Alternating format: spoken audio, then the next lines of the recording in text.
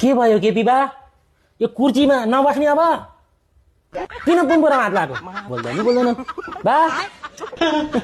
बाले सोध्दैछन् 84 सम्म भए पनि मेरो कुर्ची त रहन्थ्यो नि थुक्क मेरो यो बुद्धिले गर्दाखेरि मै अटेरो भएर सामाजिक सञ्जाल बन्द गर्न लगाइहाले फेसबुक युट्युब टिकटक सामाजिक सञ्जाल बन्द गर्न लगाउने बित्तिकै जेनजीको आन्दोलन भयो जेनजीको आन्दोलन भएपछि त्यत्रा भाइ बहिनीहरूलाई साना साना कलिलो बच्चाहरूलाई मैले मारे अनि मेरो राजीनामा दिनु पर्यो मेरो कुर्ची पनि गयो भनेर बाले टाउकोमा हात राखेर सोचेको जस्तो लाग्यो गाइज मलाई हो र बा पिर परेरै हो रिन्यौली मनमा करायो पिर परेरै हो किन्यौली मनमा करायो भनेर गिराउन मन लाग्यो बा नरिजा हो बा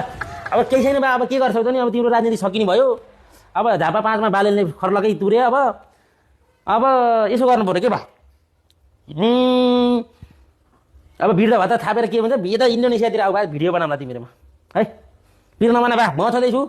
टक्क त बाउ छोराले भिडियो गराउँला तिमी बाउको रोल म छोराको रोल अब त भोगेटले लिएर अङ्कल बनाउँला है बाउ छोराले भिडियो बनाउने बस्ने राजनीति सक्यो बा अब राजनीति सक्यो अब बा झापाका जनताले तिमीलाई पताउन छोडे तिमीले क्षेत्रमा पनि अब कतिलो काम गरे भए पो तिमीलाई पताउँथ्यो त बा ल यस्तै जिन्दगी भयो पिर नमान छोरो छ छोरो छ बाउ छोराले भएर भिडियो गर्नुपर्छ इन्डोनेसिया आऊ